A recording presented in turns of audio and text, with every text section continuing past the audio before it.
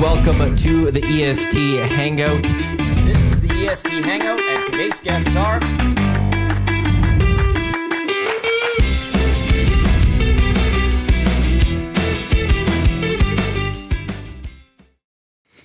Hey, very good Friday morning to you. Welcome to the EST Hangout presented by Sentinel Storage, Canada Storage experts. Thank you for everyone for listening across the Edmonton Sports Talk audio streams at edmontonsportstalk.com. Tune in, iHeartRadio, Apple Music, watching on YouTube, or listening to this on podcast, wherever you get your podcast. Tom Gazzola and Matt Iwanyk with you here. Good morning. Jay Milne is supposed to be sitting here next to us. I'm not going to get mad at Jay for not being here at the start of this show. 9:05, I just hear Dusty go, "Hey Jay, you had a meeting yesterday," to start a conversation. So Dusty is the guy that wants to not be around for the lock shops, host number 4 when it comes to the lock shop. Hashtag justice for the lock shop. Hashtag justice for Huss. Now he's sabotaging the hangout by taking one of our co-hosts away as the show is about to start. The nerve of this guy who's finally going to be on a lock shop and an oil stream today. Jay is now in the studio. Thank you for stopping by. I'm not blaming you at all for any of this. Well, thank you. I didn't realize I was going to have that conversation. The host at 9, or the other guy at 9:05, that, let's talk. No, we have a show to do, Dusty. My apologies for being tardy. You have nothing to apologize for. I was approached about a meeting I had yesterday. A wonderful meeting. Could have waited till 1 o'clock. Probably could have, Matt. Hashtag justice for the lock shop. Hashtag justice for the lock shop. Hashtag justice for the hangout. Hashtag justice for Glue Crew. Thank you for throwing that in. Well, he made you look bad. Maddie, that might be rant of the year worthy. Put it on the list. Hey, I want to let you know that every day after our show, the Reed Wilkins Show from 3 to 6 right here on Edmonton Sports Talk, we and Zach, mostly What do you Zach. mean we and Zach? Well, I want to highlight Zach. Zach's the guy pushing this discussion that we have at the end of every show. Was anything worthy of going into the SD folder? So I just want to let you know, because I appreciate that. You mentioned that at our last staff meeting, that you'd like more nominations. There's a lot of nominations. That makes me happy. Okay, good. I'd rather cut through and go nope, nope, nope, as opposed to having to go, what was there? And then give as many options as we can to our nasties. That makes sense. Did you sleep at all last night? I shut off the game. How bad is Lamar Jackson right now? He was so off last night. I'm worried what's going on, because he was flying balls. Like, that's not caliber. Like, that's not Lamar Jackson. Lamar Jackson can throw a tight spiral, like a la Michael Vick style, on the run, moving, grooving. He looked terrible last night. So there's two Lamars I have to talk about. There's Lamar of the last few weeks, and then there's Lamar specifically yesterday. It's like a Hank and Frank thing with Burris. Remember that? There's bad from both, but to me there's a different reason for bad a little bit. Lamar, whenever something bad goes happen, it doesn't seem like he has the ability to forget about it quickly and get going. It's almost more like, crap, here we go again. And things then just keep crumbling. You look at the game last year against the Bills, he had a fumble early that went past him. He had a couple of those mistakes. But yesterday, it's that fumble at the 2. Then it all came downhill after that, for him. He just couldn't get anything going after that. Missing receivers, 3 turnovers, I think, overall for him in the game. Yeah, some bad picks. The fumble at the 2, at first glance, before you saw the replay, I'm like, did he try to just chuck it? But it got popped out. But you're right. I was riding with the Ravens yesterday. That was a bad call. And that to me was more yesterday, was something bad happened early, and he couldn't overcome it. The last few weeks was a bigger concern, and I think it's the foot, because he's dealing with something with the ankle and the toe and a bunch of things. I'd have to go look at the stats. I don't think he has a touchdown pass in his last 3 games. That's terrible, hey? Because Henry had the only one yesterday, right? Yeah, it was a run. It was like a 30-yard run. And likely should have had a touchdown yesterday. But hold on to, for those that missed the play, big run. Zay Flowers. You don't have to get into that end zone. Night. You don't have to get into that end zone. Go down. If you're going to go down at the 5, that's okay. You don't have to push it a little extra more. Focus on the ball control. But lack of detail for this team yesterday. Zay Flowers, just that little push, which maybe it's not needed. But even if you don't catch that ball, off the push, the Ravens are probably still in field goal range. The Ravens could have, the defense in the first half didn't allow a touchdown. I think the Bengals had 4 opportunities in the red zone or something like that. Held them all to field goals, including getting the ball at the 2. Stopped them. Yep. And then the defense just collapsed. Yep. So that was a huge stop. how am I doing today? I'm pissed. Yeah, to a you should degree. be. But at the same time, I expect this from the Ravens. This is why whenever there's an AFC North game, I fade the Ravens because there's things like this that happen. Yeah. They can show up like this. And I was with Huss yesterday. I had the Bengals at the very least covering the 7. Well, they did that. But so now hopefully the Bills can take advantage. I asked you, why are the Bengals +7? That line did not make sense to me. I hammered it, but why? I mean, I get It's the Bengals bet are on the bad, Ravens. but the Ravens proved that they are just not together right now. They're like the Oilers, discombobulated. I had a Ravens themselves in fan the foot. from Edmonton yesterday tweet me. He just went to me as a fellow Ravens fan in Edmonton. Whose compete level was worse, Ravens versus the Bengals or the Oilers versus Dallas? It looked serious. And as the game was ending, I was like, it feels the same. The only thing is the Ravens, at least, they had a chance to take control of that first half, and they dropped the ball. The Oilers never had a chance. They still had a chance late in the game. And the Oilers never had a chance against Dallas. That's true. That's the only difference in that game. But as it ends, it feels like the Ravens chose not to have any execution, have any compete. John Harbaugh jumping on the grenade, saying the turnovers are on him. I don't know how they're on him. Good on him being that coach maybe then. But no, that was on your players for being foolish out there. They need now the Bills to go beat the Steelers to stay atop the North. But there was a stretch of it's Bengals, Steelers, Bengals. I said the Ravens need to take 2 of those 3. Well, now you got to go sweep the next 2. Yeah, you got to win every game. You can't lose one of those, and especially next week. Of course, Joe Burrow had to come back. That was all the fear I had of Joe Burrow come back to. He's going to come back against the Ravens. Stupid team. Joe Burrow's got swagger, man. That's an interesting question. Which one? Or thought. What you just said, how the Oilers didn't have a chance of coming back against Dallas. They just weren't in that game. But the Ravens still could have had they could have mounted a comeback. They could have had a control in the first half, or they were only down 2 scores with 9-something to go, and they could. They're a team that's capable of coming back. They made plays. Yeah, they made plays to. Yeah, but then, like Matty said, the execution, not hanging onto the ball. Wasn't there a PI that wiped out a? Yep, the Zay Flowers PI. But that's an interesting thought. Okay, let's go back to when the Oilers were playing Dallas. Sam Steele scored the fourth goal in the first period. The game was over. After Bastion had his goal disallowed too. That's right. High stick goal disallowed. Yep. Steele, local Ardrossan guy, by the way. Hello. Pots it. The game was over. Yes. Okay. Absolutely. So let's equate that 4-0 to say what? 24-0 in the NFL? In the 4 scores? Yeah, 17 to 24-0 in that range. In the NFL, that's not over. No. You're not done. Depending on the team, yeah. Depending on the team. That's right, Matty. But in hockey, is that just a... And this is... The Oilers are a team that can do that in hockey.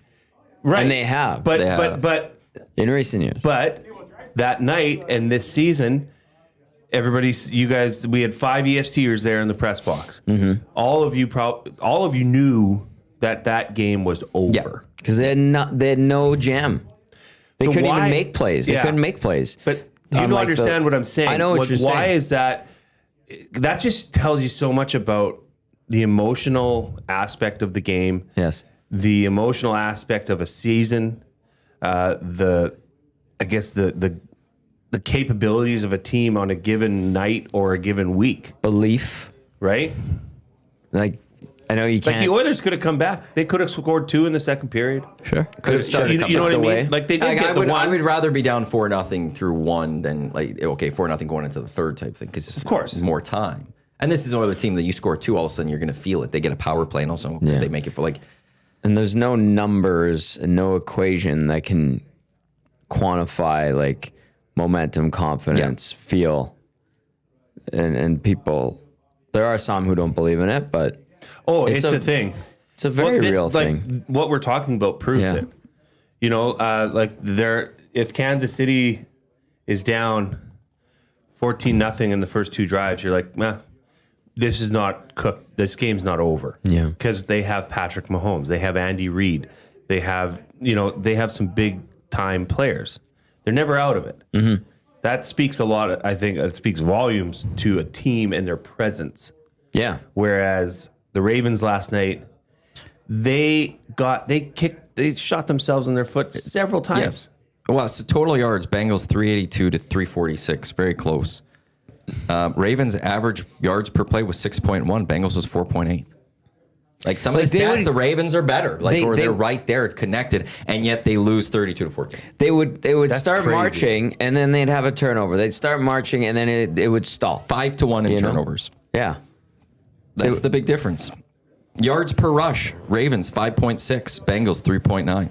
Like it wasn't there. But now this leads me to, so the host of the Lock Shop and Huss and myself, along with the backup host and Dusty, all three of our teams lost yesterday. The That's very Chiefs, disappointing. the Ravens, and the Lions.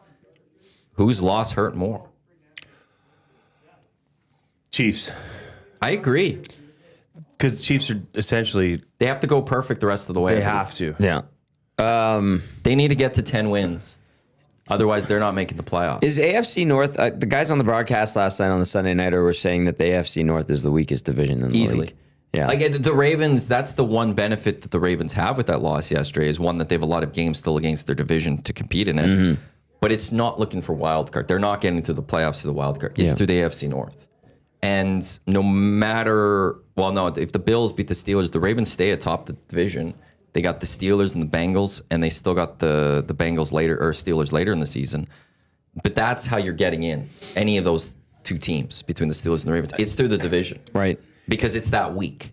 And I don't know that hurt, that loss that Detroit had to the Packers means as much, because I still feel like the Bears are going to bear. And They've got a tough They're going to schedule. wilt. They get Philly tonight? And today, this afternoon at 1. Oh, shoot. Black Friday. I got to hop on some. Should we hey, Maddie, You want to build a let's do a hangout Build a party, parlay, We'll baby. do that right away. Here. Heck right. yeah, let's go. I'm excited. The Lions are in 8th position. 7th makes the playoffs. So we'll see what the 49ers do today. The 49ers, or this weekend, they got the Browns, so they should win. And they've lost both games to the Packers. They don't have the season series to the team that's in 6th place. So it causes things. The Chiefs are sitting in 9th. And the only reason they're in 9th is because with the Ravens loss, they dropped to 10th. But if the Steelers lose, actually, that might change things because the Ravens lost to the Bengals. Okay, no, now actually the Steelers might still get that top spot. But 6-6, the Chiefs have Texans, Chargers, Titans, Broncos, Raiders. They can win out. I did an ESPN playoff machine yesterday. They need to beat the Chargers. That's a big one. They could afford one loss. Broncos. That's the only loss they could be afforded. But 3 out of those 5 games are home games. The one that's most important to be home, I would say, would be the Broncos. Second would be the Chargers. Both of those are home games. but there is now no more room for error for the Chiefs. No, basically. so there is a path, but it It's is tough. much more difficult. I just think Detroit will be there. And and then the Ravens, Steelers, Bengals, Pats, Packers, Steelers. The Ravens just have to go beat the Steelers, Bengals, and Steelers. And at the very least, you say that like it's easy. but they only have to win 3 games. They don't have to win all 5. And at the same time, I think they only have to win 2 of those to a degree. They could potentially do it at 8, depending on what the Steelers do. The Steelers schedule the rest of the way. They get the Bills this weekend. I would project that maybe, let's say, give that to the Bills. They have the Dolphins, should be a win. They get the Lions. They get the Browns, and they get the Ravens twice. If the Ravens split and the Ravens get help from the Bills and the Lions, Ravens need to find one extra win. Like, if it's not taking all 3 of those, they then need to take one against the Pats and the Packers. Bronco Nick says 9-7 in the AFC does not get you a playoff spot. I don't think we're saying that. In the AFC North, it will. Yeah, but that's North, because your divisional. It has to. I don't see the Ravens or the Steelers getting to 10. I think it's going to be 9. Chiefs have to get to 10. They have to get to 10. Yeah. AFC North, it's going to be it's about the division. It doesn't matter about the conference. And as I said, there's a possibility here where 8 might do it. We might see an 8 AFC North, depending on if the Steelers stumble. So that's why, like, in terms of my worry, it would go Chiefs, Ravens. To your point, the Lions. You know what's an interesting one? Did he change the thermostat? I put it down to 21. Oh, it's at 20 and a half. Or 20 and a half. No, I put it down to 21. You guys are... Or 20 and a half. you No, guys I are did put it to getting- 20 and a half. you're- I did put it to 20 and a half. You're getting carried away. They're getting carried away. Well... I'm trying to make them comfortable. 21 I'm a seemed 20 nice. and a half guy. Hey, 20 do you know 21 what? seemed 20 nice. a couple days ago. But I'm okay with 20 and a half. You know what? You know what we should do is get a little one of those radiant heat things for the Trev's corner. No, I know. it's- Actually, you suck know it where up. I think his problem is? He's right above Soft? the door. No, go walk, Yeah, stand he's by weak. that door. He's soft. He's Above the charming. door? Front entrance is It's cold. chilly there. Yeah. And he's right above it. I wonder if Well, let's get him a little radiant heater. A thought little we heat had The one one of other of those. thing, Didn't he have one? I'll say this if we have to do this, and I will do this. I'm going to put tape over that thermostat. And I'm going to set for 3 weeks in a row, different temperatures for each week. Don't do that. And I'm going to see which one people complain about and which one don't. And then Don't. whichever one people don't complain about is the one we're going with. Kate, but we're not solving an office issue here. Yes, we are. No, we're not. We're solving one No, we're corner not. of this massive space we have. And okay, Eric's close to a window too. I understand that. I'm cold too. I'm a guy that, like, Hernan's cold too. You're skin and bones though. But I'm part of this office, Jay. Well, put on more layers. I Wear do. long johns. You want to know, at the old place, I had a just heater touched his going. legs. They're super warm. I know. That doesn't mean anything. Why are you touching his legs? Well, he said, touch my legs. Oh, okay. He invited you. Good question there, Tommy. That's an excellent point. He's got warm legs. Your daddy better not be listening We'll have right to now. assess the employee handbook. So here. I was just feeling Trevor's legs because they look nice today and they're warm. So at the old place, I put on a jacket in my office. I put on a heater. I sucked it up because I was the only one. Your office, cold. was so cold. But there. and the I never. But asked did you bitch and moan every day about it and make No. everybody else live in misery? You sucked it I up. sucked it up. and that place had Yeah, round that place had weird We had the ventilation. AC going on in the winter. Yeah, it was it was- always the AC going. It was a very strange. because it was too hot. Yes, it was. was- Except in my office, but then I have AC blowing in the winter and have a heater and a jacket. So But I here, come ready with layers. Sure. I've got two. I even have shorts in my bag if I really need to. Because this office is just 21 crazy. and a half is too much. How did you feel 2 days ago when Gager had his rant? That was chilly. You were chilly A then. little bit chilly. Where were you? Okay, so I must say I spend 90% of my time in the boardroom. The boardroom Very is very comfortable. well ventilated. Okay, it but gets the I'm bulk just of the gonna heat. middle. I was Two- comfortable. That was 21 degrees. Yeah, I was See, comfortable. 21 to me is good.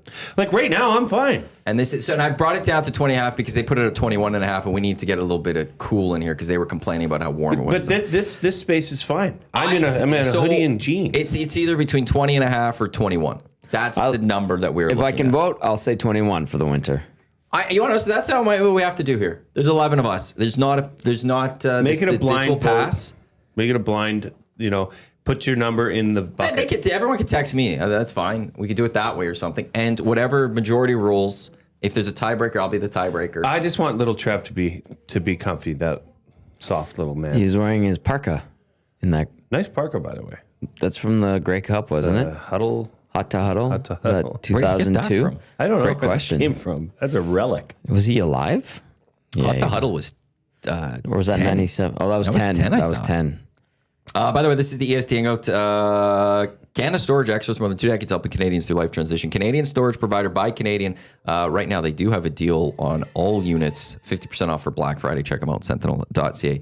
Jay, Tommy, Matt with you here. Lieutenant Eric saying freezing right now in the bullpen.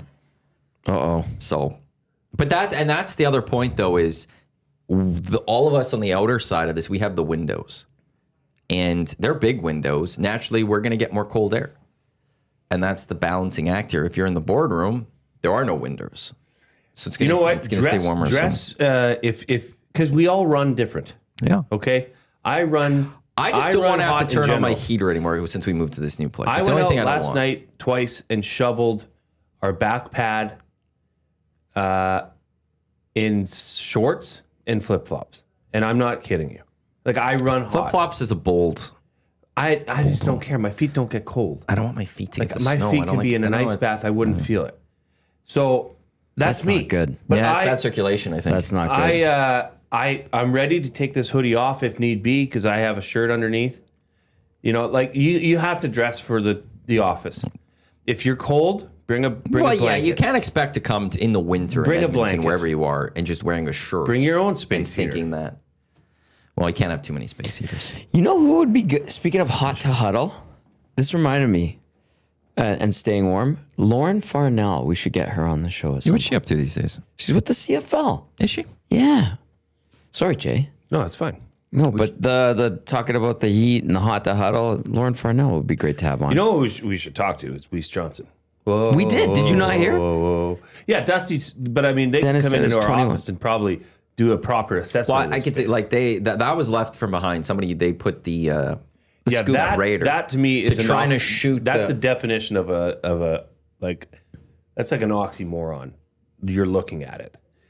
Heat rises. Yeah, That but vent from the ceiling coming down, and then you're trying to put that cover on it to shoot. while you're direct trying it. to Going shoot right it back more up. this way, so that it doesn't go to the window and immediately just go away because it's so cold by the window. Why?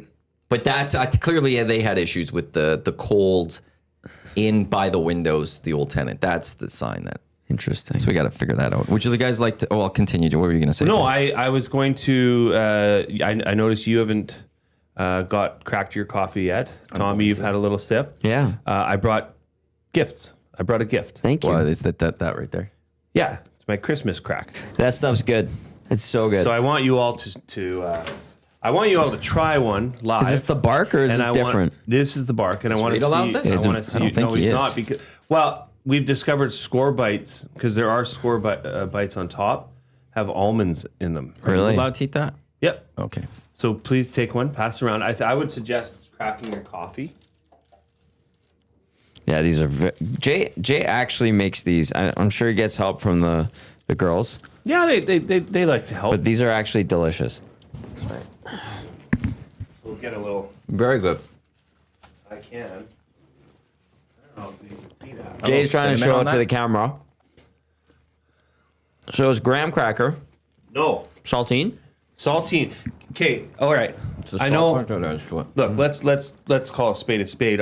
Majority of our audience is probably male right now. Okay, and even for those females that are listening, they could also appreciate this. This is the easiest thing to make if you want to come across this. Like I'm a good cook. I'll toot my own horn. I can cook. I can get down in the kitchen. But if you want to impress people, this is so dang easy. You lay out saltines on a baking tray. You melt brown sugar and butter. You pour it over the saltines. You bake it. You pull it out. You cover it with chocolate chips. You let the chocolate chips melt and you spread. Crack some salt. Throw some score bites. Throw some almonds on top. Whatever you want. These are amazing. If you want pistachios on top. the salt's perfect.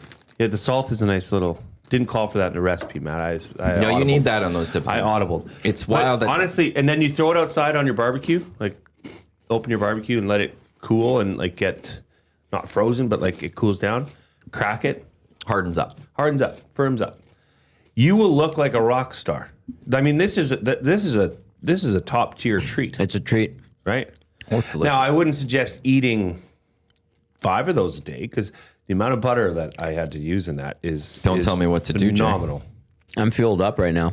Yeah, right. Thank you. Gets you moving in the right direction. Yeah, man. Highly recommend. Would you like to build a parlay? Yep. Matthew, I've never heard something more enticing in my life. Guys, I gotta be honest. Eagles are with you. -7, by the way, in this Can game. I- Play Alberta, play Alberta. Before you do that, play Alberta, play Alberta. Pardon That's it. me? Download the app. Oh, I'm thinking +7. I'm like, what? -7. I thought you were saying pardon me to me going on with this thing. I'm like, couldn't you just let me? EST 50, EST Sports Deposit 50, get a free $50 sports bet. You've got a couple more days of that of November. What were you going to say? I suck lately. With your picking? Yeah. I'm on like a 14 game losing or a 14 bet I know, losing streak. Tom. Thanks to you. I know you always ride with me, and I ride appreciate with I it. was you. 2 of 3 yesterday for spreads. I made it. I did make it back. I was thought between. Packers and I thought Bengals. Lamar. See, here's the thing. We could all come on here and spreads. say, okay, we're going to take a Saquon Barkley touchdown today. But there's not Is really that a shot at Dusty? value Because in- that was his early bird. I know, It's a but value in a parlay. I put 20 on that. If you're Adding that parlaying it, into a parlay, Sure, it just go gives you a ahead. little extra to bump that but up. we want to create things that have some value here, where you're like, oh, I could triple my money. Like that's kind of the idea That's here. the So- Hernan Salas way. Well, they're doing their thing. See, on that play, right? They're screw it, let's do it. If that hits once a week, you're laughing. Yeah. I gave him Jamar Chase because Dusty Huss and I were going with the over 90, 2.5, I think it was yesterday. He was at 80 early in that game. Jamar Chase looked great. That connection of Burrow and Chase is ridiculous. 110. Actually, funny, 7 catches for Jamar Chase. The over-under was set at 7.5, I think, yesterday. And Huss was like, that's a little high. So we stayed away from that one. But okay, so let's get you back on the right way, Jay. Please. So then I should shut up and listen. No, let's do this together. I don't think the Eagles. What is the Eagles' record here in terms of margin of victories when they win? Not great. Do we feel like they're going to cover 7.5? The Eagles are somewhat Jekyll and Hyde this season. Let's take a look at their wins. So the Eagles this year, regular season, they beat the Cowboys by 4 on opening night. They beat the Chiefs, or as the Belsey says, the Chuffs by 3. Chuffs. They beat the Rams by 7. They beat the Bucks by 6. They lose to the Broncos, lose to the Giants, beat the Vikings by 6, beat the Giants by 18, beat the Packers by 3, beat the Lions by 8, lost to the Cowboys. They're not a team that covers 7.5 much. Like the line's 7. I feel like Bears 7.5 is the way to start with a parlay. Okay. I have mine already. I know what I want to go. Are you good with Bears 7.5? Yes. Plus 7.5? Yes. Okay. Okay, but hang on. Let's just determine who are the Bears. I think they're Phony 8-1. I think the Bears are frauds. right, but the Eagles don't go Or and 8-3. dominate teams, even teams that are like. Are the Bears better than the Vikings? Ooh, I'd say they're very similar. Eagles win by 6.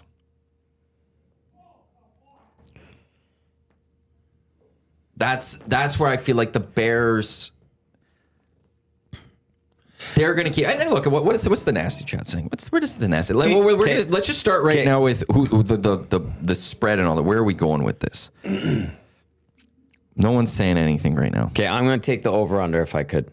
Ooh, I see. Which I'd be one? more interested in the over/under. Because it's set at 43.5. That's low. Yeah, but the Bears average, what is it? 26.3 points per game. Eagles 23.2. I'll take the over if it's set at 43.5. Okay. Well, we could tease it whatever way we want, Yeah. right? I mean, Maddie's a professional at this. When we've done our, Do we just bring it Elks. down? Well, let me work on something here. Okay. Jay, where are you thinking? Well, I'm not sure I want to. I don't know about this spread. Like I The could spreads. see, Do you got want to you tease held it up. higher? I could see the Eagles. I could see the Eagles winning by double digits.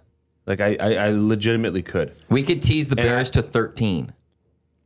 Plus, no, I like. Or you could go Eagles. We could tease the Eagles to 1. Take them to -1. I don't know what I mean, you take a money line. but the money line's What's the weather like -336 and all that. Okay, I gotta see what I could do here. Like I would take the Eagles at like. Well, the Eagles -7's fine. I do not feel. I'm not as big on the Eagles -7. Sunny and 4 degrees in Philly right now. By kickoff, 5 degrees, partly cloudy. So not bad. A little bit of wind. We could take the Eagles to like 2.5. You wanted the over under. Let me see. Where's that one? Because I'm just trying to take a guess of what we would have. If we brought that... Let's say we did 39.5 over 39.5. Do I have what this would look like right now? Like, just look at last week. The Eagles went up 21-0 in Dallas. Right. Okay, so if we did 39.5. I don't think the Bears have that capability. Like, I honestly, I feel like this could be a big day for the Eagles to finally bust through and put a foot down on the neck of the Bears, who are the biggest frauds in the NFL right now. It's Smitty the Welder. Eagles don't blow teams out this year, and they've done it really once. Here, okay, I've got a potential. So I think right now, if we did over under 39.5, we bring it down to 39.5. The over under? Yeah. Take the over. Yeah, but we bring it down to 39.5. And if we take the Eagles at -2.5, the number will be about -105, -110. That's before we add anything else in and get a boost. That's chalky. Oh, that's chalk, but for that value, that's good value for teasing it down so low. Like, I think. But then if we add, what player prop or other prop would we want to add in this? Do we do like a kicking prop? Kicking? People love, our D-gens love their kicking. Where you Kickers do are total the bane points. of my existence. We are not doing a kicking prop. 3.5 take field that one goals out. in a game. You could do just like Elliott over Kickers 2 don't even plus field goals. deserve to be on the field. Okay, we'll stay away from that. Then what are you looking for? Like, Let me what's his look at name? some player Devontae Adams markets. will be playing. You mean Devonta Smith? Devonta Smith will be playing. I've been sprinkling like crazy Okay, so far today. okay. Curious Jalen what- Hurts, anytime touchdown. That didn't hit for Lamar yesterday. No, but this is the different It was old. never I know. going to. Like, that is as chalky as you can get. Let me see how many. That's more chalky than a Saquon. Why did we touchdown. bring it down to 39.5 for the over under? We're just Because when you're building the parlay, you could just be a little more safe. Like you could. That's Maddie's like super safe. Maddie does this with our Elks But place, and it's- I'm just like, you're a magician. It's one of those like, okay, but are we trying to build as big of a parlay? Or are we trying to build one that We could win. bring us some cash? Yeah. Like I would love a parlay that's about 220. I want to get a I think receptions teaser. we're trying to in get here, too. Jay just back in this. Okay, we're just I trying need to. get I'm on Jay- a 14 bet Yeah, losing But, Tommy- streak. but you're not building the bets, right? Yeah, but I'm you're just contributing jumping to on this board. one. Yeah. He So is, now you're yeah. contributing, and Jay said he's on a tough streak here. We Same got to here. get him back, but in terms of the like Jay's play of the day and stuff. Oh yeah. So we got to build this, and I feel like in this situation, that's what we do with the Elks. We'd build them up bigger, but then when we went on a little bit of a cold streak, we just brought them safe. Okay. So I see what you mean. I want to see see the Jalen Hurts. What is his touchdowns this year? It's -123. Rushing touchdowns, it's 2-1, 0-0-0, 1-0-0, 1-1-2. He does have a touchdown. Okay, so an anytime touchdown from Jalen Hurts. And then the Dallas Goedert receptions total. Did I lose my page? I may have lost my page. Currently, it's at 3.5. Dallas Goedert. I think we just take that. Like, let's see. Dallas Goedert, what was it? Receptions? Yeah. Dallas Goedert receptions. What? How many do you want? Well, it's at 3.5. So right now, We could bring that down to 3. so let me see. just Let's tell go you this. 3.5. Week 1, 2 receptions. Week 2, 2 receptions. Week 4, 3. Week 5, 3. In the last, it's been 9, 3, 4, 1, 7. So Last week they used him a lot against Dallas. here's what I've got possible, and this is just me guessing. We won't know until I send this to the Play Alberta crew. Dallas Goedert, I had 4+ receptions. Jalen Hurts anytime touchdown. Eagles -2. Tease Dallas to 2.5. 3+. Philly. Tease Dallas Goedert to 3. Well, it's +425. Woo! If I take the Goddard to 3, Let's do that. if I take him to 3 receptions, and again, this is all just guessing of what I think it might be. Where's my Dallas Goedert Right, now? because you have that little calculator that you can do this with. Yeah. It's not on the Play Alberta app. They don't have all these all the time. Oh, okay. So I'm just trying to guess. Plus 300. Ooh. So Spicy. now that's Eagles 2.5. Should I try? No, that's. Let me just try. So they have to win. Oh, they could win by a field goal and we're fine. Yeah, that's the number we want. That's the number you want. So Eagles if you're minus getting 2.5. yeah. Over 39.5 game points. A Hurts anytime touchdown. Dallas Goedert 3+ receptions.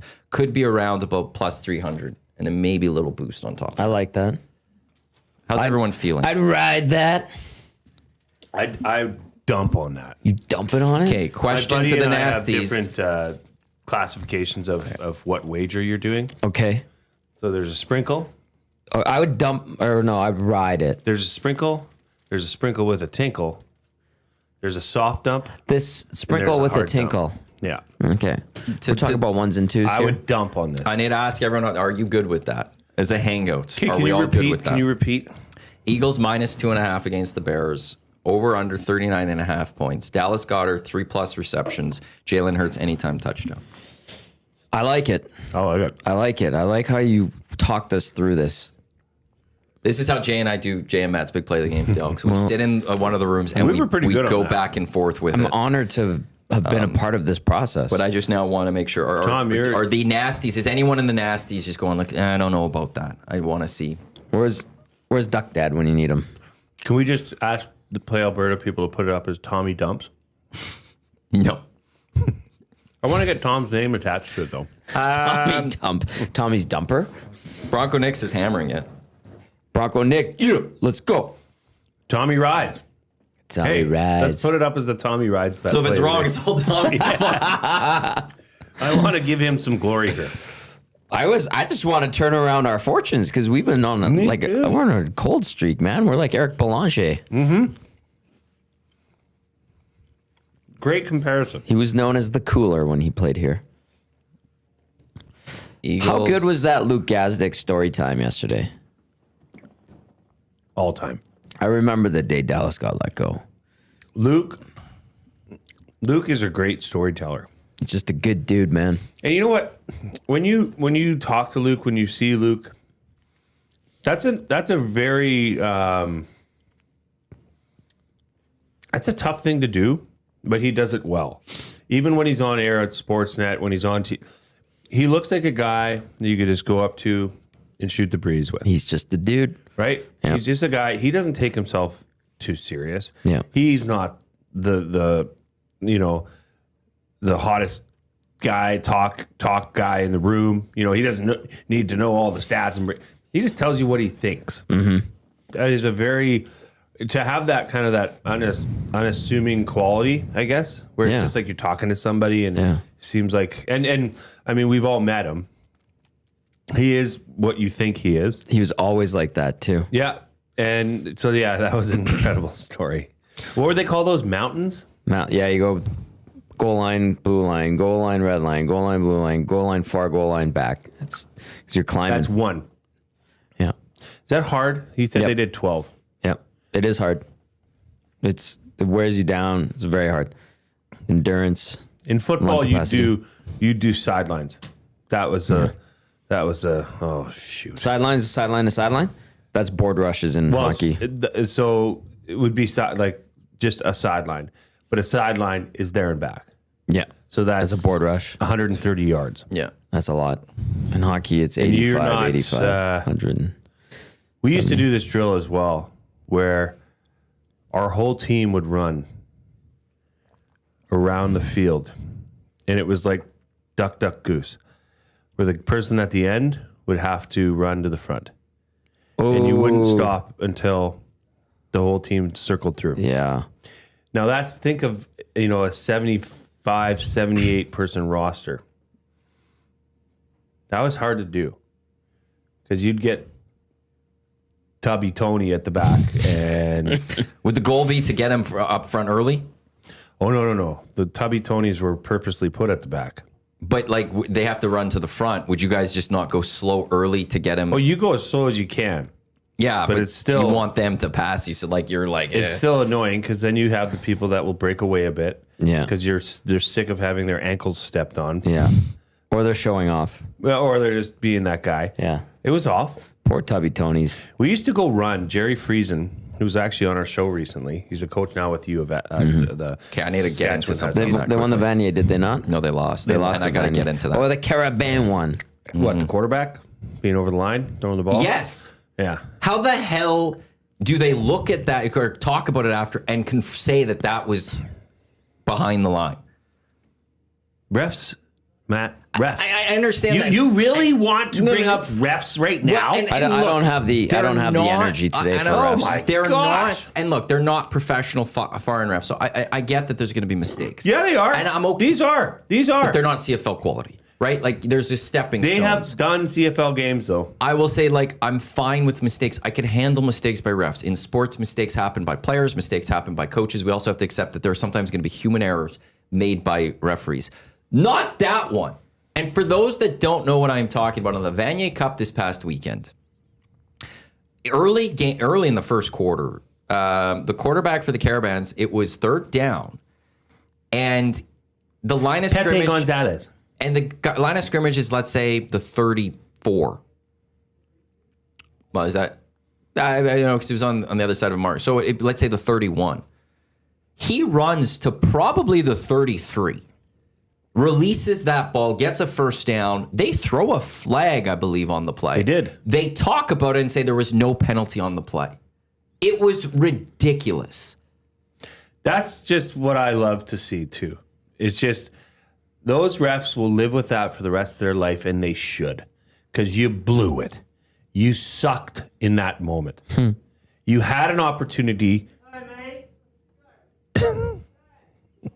to right a wrong, and you didn't. And that's like, that would have been something that they're like, oh yeah, gosh, we screwed that up. Totally a flag. Sorry, we blew it. But the fact that they picked it up, Yeah. is embarrassing. and that's a national championship. Yeah, there are off-field officials. There's a few of them at those games. I see them all. They're the guys that sit in the front row of the press box. They get the best seat in the house. Do your damn job. With everything we have nowadays, somebody's got to be able to fix that one. I'm upset. Yesterday in the Lions-Packers game, there was a clear pass interference that should have been called. It stuns me that the NFL hasn't gone back to replays for those things. In this one, like, it's there. It's obvious. Somehow we got to get that one right. It was Matt Duchene offside-esque. That was so bad. This one was that bad. I'm going to go off on a bit. Furious about that. I'm going to go off. Before you do You're that. feeling salty, aren't you? Before you do I that. just like had it. a nice sugary treat. So Yeah, you my did. Before you levels do are that. good. Plus 315 going up at Play Alberta. Tommy rides parlay. Tommy, Let's go, baby. 315. That's better than, like, guys, it's 220. Like, 315 is nice value. That is good value. And we've changed the lines a bit.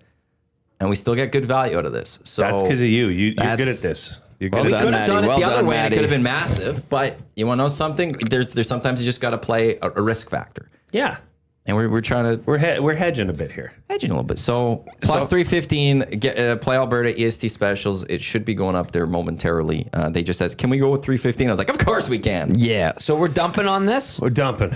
20 for me? Should I do Is 20? that a dump? Yeah. Yeah. Usually I'm a $5, $10 bet guy. Yeah. Like you gotta, and of course, use your game sense. Always.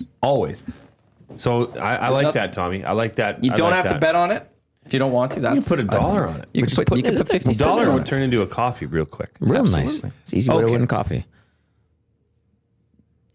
Little secret. Every game that is above like high school football, like amateur football, Wildcats, Huskies, Bears, all the way up to the CFL. Every game has an off-field official that is there evaluating Right. the on-field officials. Okay. I got beef with those guys. Those guys come in and feel like they are walking on water. They come into a facility and they'll be the first people in the media lounge. They'll be the first person at the buffet line. They'll take the best seat in the house and say, "Oh, I'm an off-field official." League guys. Yeah. Yeah. Like, and you know what? I would understand and I would appreciate it if they did a damn thing. They don't do anything. You can't tell me you're evaluating these young refs. Like the football in Edmonton and area. If you've grown up in Edmonton and area, and let's say you played at the junior level or you played at the university level, the refereeing in Edmonton is the worst by a mile. Uh-oh. You go to Saskatoon, you know you're getting one or two homer calls for the Hilltops or for the Huskies. That's a fact. In Edmonton, you know you're getting one or two anti-homer calls just so they can prove that they're not being homers. I kind of prefer that. Continue, though. No, but Not if they're doing it, you got to retaliate. No, that's bad form. like You got to fight fire with fire. This is the thing. it should be. It happened in equal. hey, I'll tell you one thing. I was at the Bears game last year when they had two blatant pass interference penalties that were not called. Then they called something. Like, it just happens. Okay. I don't know why that is such an Edmonton thing. Does it happen to the Dinos? Oh, you're getting a Dino call all the time. Those guys are favor from of there. the Dinos? Yes. You expect it. Because it's amateur football. These aren't professional refs. It's They as do close the to opposite professional thing as here. it gets, though. You can ask anybody that's grown up playing football in Edmonton. They know what I'm talking about. And it's disgusting. You If should everyone be else is ashamed. doing it, you got to do it Dave in back. Section T, I feel like you would Dave know a in thing or Section two. T would just, he's salivating right now because he's so mad at what he's seen his whole life. He's probably having a nice little Friday, and you just got him going. I probably did. Yeah. Sorry for raising your heart rate. But it is true. And then they have the smugness to go and sit in the best seat in the house. Eat all the pizza that's not even for you, it's for alumni. Okay, pal? This is oddly, particularly. There was always one guy. I mean, I was a president of the Bears alumni for Yeah, 8 years. yeah. And there was always the same guy. This one is really resonating with you, huh? Dave in Section T. Regina was the worst. Jay's absolutely right. By the way, Gager's also in the nasty chat. If it's 21.5, I'll be wearing inappropriate attire in the office that no one wants to see. I kind of want to see it. Well, that's to say, like you're not. I don't think you're there, Jay Gager. I think you've underestimated us in the office. Yeah. And we might bring We'd we love might to put see this it. up to 22 degrees now, Gager. Let's make it hot in here. Joaquin's been wearing tighter clothes lately, or maybe he's just working out. Did you see his nipples right through a thick sweater? Actually, it was a turtleneck yesterday. He has impressive nipples. They're very impressive nipples. What? Nothing. His jeans were doit, Toy like a toy. doit like a toiga. I just want is our special. Did you know Zach had no clue that Dr. Evil and Austin Powers were both played by Mike Myers? Until a few years ago, he said. Shut up. No joke. He said until a few years ago. Zach's only 22. And then so he Goldmember. realized it at 18 or something. I could see how he's like Okay, he's what do you guys 13 think of or this? 14 What do you and he guys doesn't think of this? understand that. Because they do the Zach to the Future segment on Which EST I Afternoon. love. Which It's I believe is today. It's awesome. Okay. And I must say, it does, like, if you were just like, you're like, how the hell does Zach not know what the American Pie movie poster is? Well, he wasn't born. Right. Okay? Yeah. He wasn't born yet. Yeah. So Reed and I have talked about doing the opposite, where Zach shows us people of his vintage. Like Benny, and we did a dry run with Benny. And Benny showed us, he's like, who's this? Because Reed showed Benny David Letterman. And Benny did not know who he was. But we look at that and we're like, how does he not know who that is? Right.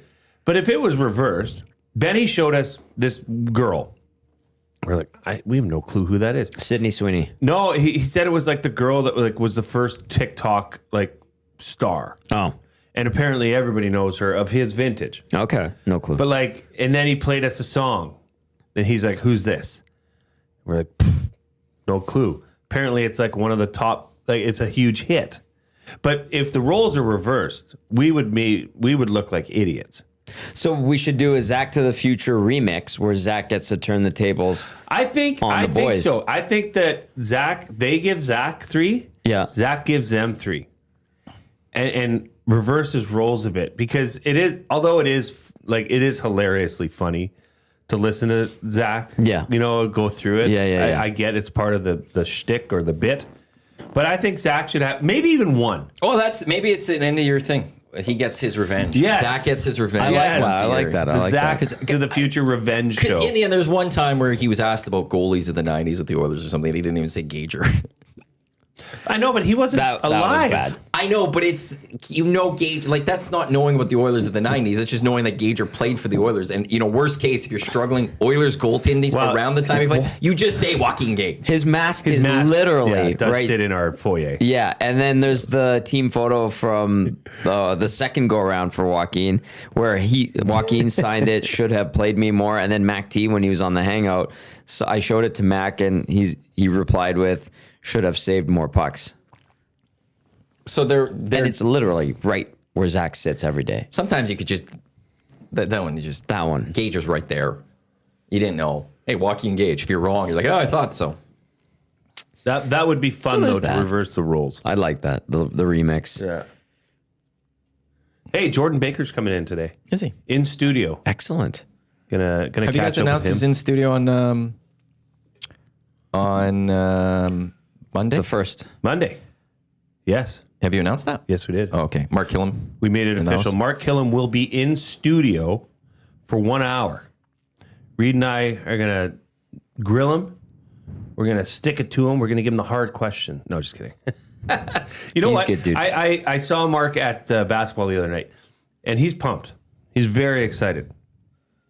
But I said, how much football do you really want to talk? He's like, well, wherever you guys want to. Like, I think there's so much more to a conversation with someone like that where you can almost get to know that over an person a hour, bit yeah. better.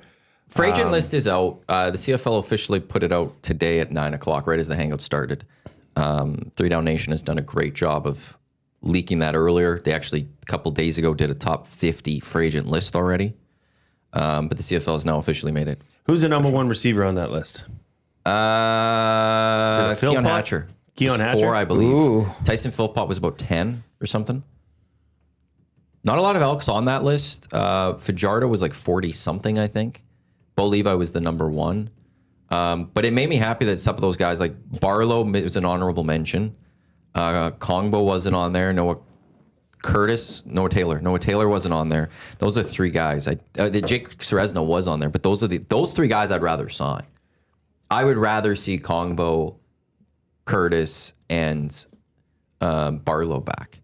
Because that deal, like, honestly, with Robbie Smith coming back, and depending, we'll see if Jarek Brinkman's going to be coming back or if there'll be a release there. You can't bring everyone I back. thought Jared Brinkman was good. I did too. But that's where it's like you Played can't through bring so many injuries. you can't bring everyone back. So Tough. unless you're just going to try to bring everyone back through camp and make decisions there, Did they go out and get Keon Hatcher? no, Why? too much money. He wants to get paid. He said that. You want a number one receiver? You got I to don't pay think for Ed's it. not going to pay for a receiver at that level. I don't know if Ed maybe might have learned a little bit this year. He does need to pay to get that guy. But there are other guys you can maybe go try to grab. Let's go take a look at this top 50 Philpott, I list. don't think is a number one. Philpott I would take if injuries. it wasn't for if he was a guy that consistently showed his health was there, I would take him. He can be a number one, and or at the very least he'd have big games and it'd be good enough for me. The other Philpott can be. He gets hurt I too. like Tyson over Jalen. Really? Yeah. Why? Jalen had a good year this year. Tyson's been better longer. Tyson's a gamer. So was Philpott. I know, but Tyson. I should say I was like, which one? I don't know. The body Okay. of work is much more impressive from Jalen. Keon Hatcher's. Oh, I disagree with that mightily. I think if you look at their careers, Jalen's had maybe one solid year. Tyson's had more. Who's had better quarterbacks working with them? That's a fantastic Yeah. argument at the very least there. But and here's the thing with Tyson, he knows Cody. That's true. They connected on the game-winning touchdown against Winnipeg. Keon Hatcher's the number one receiver. Samuel Emelis is at number 7. Tyson Philpott's 9. Nick Dembski's 18. How old Devontae is he? Myers is 19. MLS will might be a turn good 32. target. Oh, okay. Emelis would be a You good like target. MLS? Another guy, though, this year battled with injuries. Kean Schaefer Baker's 27. Keyshawn Johnson's 33. I do like Keyshawn Johnson. I'm surprised he's that Former low. Cardinal. Is there Justin Hardy's 42? You want to know something? I would take a flyer on a 1 year on Justin Hardy. The guy still Tim White's 49. Why is he so far down the list? Because they're older, is my assumption. Tim White and Kenny Lawler were a nice 1-2 punch in Hamilton. Tim White's a guy. Ed was the GM out in Hamilton. Yeah. Maybe Tim White is the guy that he goes and grabs. I like Keyshawn Johnson. I would take Keyshawn Johnson. Keyshawn Johnson was actually decent when he was a Cardinal. Terrible team, but... And he had a solid year for the Riders. He just got hurt at the end. He wasn't there in the Grey Cup game. But that'd be a receiver that I'd be looking at. By the way, Tommy's ride parlay is officially up at Let's go. At Play Alberta. What are we calling it? A big dump? Heavy dump? Tommy rides. Tommy... No, but he's dumping on it? Or what's the term you and your buddies use? I'm throwing a blizzard on it. We're throwing a blizzard. You and Sickler, what kind of terms do you get? Yeah, we do a sprinkle, tinkle, dump, small dump, big dump. We're doing blizzard. Big dump. Doing a big dump here. Yeah, so that's the CFL list is now up. But yeah, you could talk to Killam Wolves. Maybe there'll be some sort of news. Oh. I doubt it now. By Monday on Cody. Although Trey was announced on Friday last year. There's maybe some time left for a Cody announcement today. It's been accepted. Tommy rides, parlay. Christmas. Here we go. Big dump. Big Bronco Nick says he hammered it. So we'll see. 1 o'clock for that game today. TSN. Pretty sure discussions are happening right now. Okay, before we get to, I don't know where you're going with this, but official drink of the EST Hangout is the Finnish long drink, Legend of 1952. A drink unlike any other sparkling refreshment, real liquor, longdrink.com/Canada's until your postal code and find a liquor store or establishment nearest you with the long drink. Tommy, Jay, Matt with you here on the Hangout, which is presented by Sentinel Storage. Lock Shop coming up at 11. We've got Oil Stream. We got EST Afternoons. We got the Reed Wilkins Show, all until 6 o'clock. Lock Shop will have Dusty and Huss actually together. That is the plan, at least right now. You should crash it. Well, I think Huss is just a little hurt that he's been discarded. Off, yeah. He said it on Wednesday, a story of like the divorced kid. You know, his dad is always around, but then slowly his dad stopped showing up. Yep. So he gets dad today apparently. So we'll see. Unless I get a text in the next 57 minutes to change that. Hashtag justice for the Lock Shop. Hashtag justice for Huss. And from today, hashtag justice for Hangout and hashtag justice for the Glue Crew. Jay, what were you gonna say? Oh, just that I think Discussions were happening. Cody Fajardo, they're talking now. You're saying discussions are happening right now? Yep. Cody Fajardo, I'm pretty sure will be back. Good. He's adequate. They believe in him, the presence, the other options. I mean, would you go for Bo Levi? No. That's something I want to ask Killam directly. I want to ask him if there is something between a head coach and especially the quarterback position where you have to have almost similar personalities, similar styles. Like Cody Fajardo and Mark Killam are both guys that you could see getting really fired up, really excited. They're not Ricky Rays, right? Yeah. But could Ricky Ray have been coached by a raw head coach? Yeah, but Ricky Ray would be the same. Does that right? work? Right? But I think that's what part of the biggest desire for having the Elks wanting Cody back so bad is that their styles and their energies mix. Yeah. So a couple of things from firsthand experience. Oh, and Cody was not healthy. No, he was always nicked up for about the only game he was truly healthy for was the first game he started, and he got sacked 8 times. Yeah, and he had not been healthy the rest of the year. No. Now that's also age too, but it's just something to know. Well said. And it's excuses to a degree then at that point. Well, and if you're going to play week in and week out, I'm not going with the excuses. Then if he's tough. I know, but then it's not an excuse to then you play the rest of the season and then okay, no, that's just the results are the results for the whole season. It's not he was hurt to me. Okay, so no, I'm not disagreeing, but I'm just saying Cody, like Killam, on the sidelines, fired up. Like you'd see him throw his hat, stomp around, swear in a nice way because I think he's a God-fearing man. And then Killam said in the end of season press conference that he really resonated Yeah, with Cody. that's the right. word he He used. went out and he said, "I want Cody under center next season." He outright said it. Ed was a little bit more careful with his words in regard to that, but basically indicated the same thing. And then the other thing was everybody that we spoke with, especially on the offensive side of the ball, said that Cody's presence when he took over as starter gave them a boost, basically. And you saw it with just the execution on the field. Now, Cody, by all accounts, was really good with Trey when it was Trey's offense and Trey was the guy. He just supported him and he did what it was asked of him. And then when he took over, he just let his natural instincts kick in. It is interesting, too, because the connection between Killam and Cody, Killam talked about this one story he said where Killam couldn't do the offensive meeting or couldn't be in the room with the offense for some meeting. And then they went out on the field for practice and Killam just approached the offense. And it was Cody who ran that meeting, essentially, probably with Maximic, from what the story was told to us when we were getting ready for that game. And then when they got on the field, Killam, who was not in that room for the meeting, walked up to the offense, said a couple of things, and it was basically verbatim what Cody had said in that meeting. So they see eye to eye and their minds seem to think alike, going off of what they both told us separately for those interviews we do going into broadcasts. I think the big thing moving forward will be who's the backup quarterback. Like who because that guy's going to be the next quarterback of this team likely. They got to go find that guy. You could just have a stopgap as a backup. But even you said on the end of the postgame shows, this team needs to go find their next quarterback. Yeah, It's but Cody. not necessarily as somebody you're just going to bring in as a backup. I think they need to. I think you want that progression where I would rather have someone in house.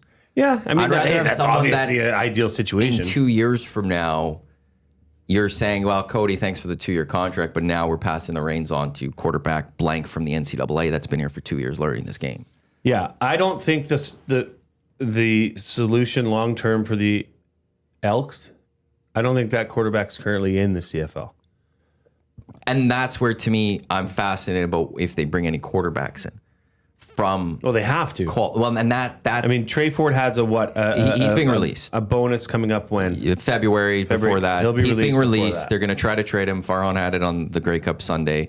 Probably no one's going to trade for him because of that bonus. He's getting released. He's gone.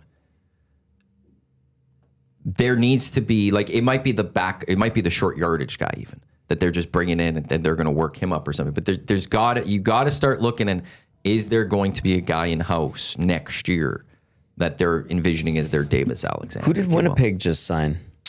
Oh, it was Bryce something. The UFL MVP, right?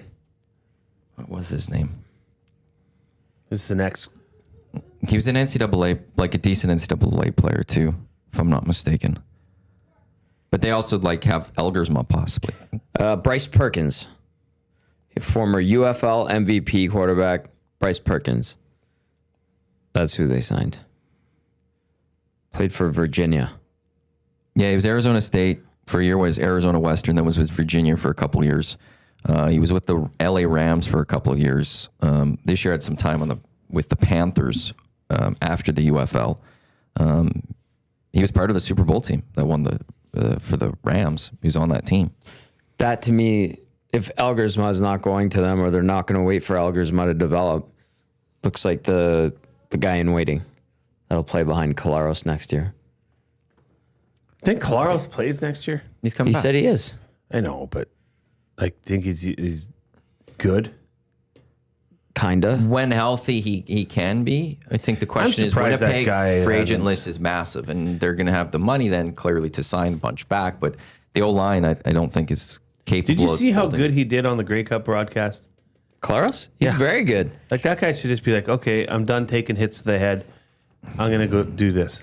Bo Levi, Trevor Harris, and now Collaros. I think all three of those guys are trying to get on. Bo Levi has a smugness to him. Zach Collaros does not. I like that smugness on TV a little bit. I like Bo. Bo has been great the last couple of years. Oh, he's a good soundbite for That's sure. what you want. Yeah. And he's not Collaros? afraid to criticize. Like, I'm worried about, I don't know if Trevor Harris has it. If Trevor, okay, put those three guys. Trevor Harris sounds like he'd be like Tom Brady. He would be too everything's great type thing, and I don't know if he'd be willing to criticize. Put those three guys on a broadcast and give them a scenario. Which three, like of the three, would you believe the most in what their statement would be? Like, say they had to pick apart game deciding play, and you put Collaros, Harris, and Bo Levi on this panel with the microphone. Which guy would you listen to and be like, "Hey, you're being too nice. You're full of crap. I like what you're saying." Like, how would you? Bo's number one for me. Zach would be two. Harris would be an easy three. Yeah, Yeah, I'm the same way. I'd be similar to that. I could interchange Bo and Zach simply because Zach on the Grey Cup was phenomenal. But that was Bo like the prior 2 years. He was like, that was when I always thought Bo would be good, but then watching him on the broadcast couple of years prior, I was like, no, this guy's destined for TSN. I mean, they could all break down the play Of course, similarly. It's just in the personality, delivery though. and the personality. And that's why delivering personality. I don't think Trevor Harris has that TV personality. Tom, that's why people like you, beautiful people, I'm referring to, are on sidelines at Elks and Stampeders Oh, games thank you. because you have delivery and you have personality. Thank you for Anybody the could 31 talk about seconds. it. I know, but that's the thing. That's what you got to have. Trevor Harris, I would find to be. I mean, I'm not excited by Trevor Harris. Period. Bo Levi has proven that he can do that, but like I said, I was very impressed with Zach Collaros. I'm But cool then, with that. Yeah. So then, okay, can we? Who then are we moving on from on the CFL panel? Boys? Well, they cut down last year. I could live without Davis Sanchez. I'm just gonna say it. He's their boy. He's like their guy, though. Milt's got to be there, and Milt's got to be there. Enoch's been great. Enoch is by far my favorite. To me, Bo's not panel. Bo's in the booth. Bo's color guy. I'm putting him in the color. Because Suits isn't going to be like Suits is in his early 60s. been doing Don't it you since talk the about 90s. my good friend Glenn Oh, Suter. He's been doing it he's since my the 90s, colleague. though. Glenn Suter and I now have a very tight relationship. As you should. We text each other from time to time. As you should. He's a very it's like football-oriented man. I had Jay Onright retweet my whistle segment from I last, saw that. and I was taken aback. I'm like, geez, Jay Onright just noticed. No, Jay Onright knows who. I feel that same way about Glenn Suter. Glenn Suits is awesome. I idolized growing up. Yeah. As a young football player, a safety, 27, Glenn Suter for the Rough Riders was the man. You didn't even let me finish, though. Suits. Sorry, Tom. No, it's all good. And I love your admiration for him. Two good dudes. And Very two great guys that I'm proud to call colleagues. How would I say that? Better. That's the truth. It's true. But Suits even said it. Like we were sitting around after the last game of the season in Calgary, and he's like, I can't do this forever. He's like, I'm in my 60s. Now, I don't know how much longer he's going to go. And him and Dustin are very good friends as well, clearly. But he said it. So at what point do you start to sprinkle in the next crop, right? Or is he the next iteration? I'm talking about Bo Levi Mitchell of what Luke Wilson was doing. No, I think I want him on TV a lot more. I didn't ask what you want. I'm just saying, how do you move him into that slowly? Because you're not just going to plop him in the color. Of course you can. And- I know, but it hasn't happened. He hasn't been doing that on a bye week or something. Like usually that's what they would do is sample somebody in. And we have 3 broadcast teams. And Lapo was the third color guy. Sometimes they'd mix in others, right? Like Farhan did a game, but Lapo could be a coach at any minute. That's the other thing. Sorry, to interject. Go ahead, He's Matt. an OC, not a head coach, though. I'm just saying coach in general. I would never He is a coach. He's the coach of the flag football team. Yes, he I'm is. just trying, it'd be Milt, it'd be Enoch, it would be Zach on a panel, mix in Paul Lapalisse on that one. I think Zach in the panel would be fun. I think Dusty with Bo would be the pairing I'd move Magic. on to. That's the future of the And Tom on the CFL and sidelines. TSN. And that's Thanks. what you want. I want a future Grey Cup there of those two in that booth. calling the game. Because I don't think like that's a booth that could be together for 20 years. I would slow down a bit. I That's don't a think Joe it's- and Troy. Yeah, I don't think it's time to just hand the torch to Bo. When he's he hasn't done playing it. for a couple more years. I know. Yeah. He hasn't been in the booth.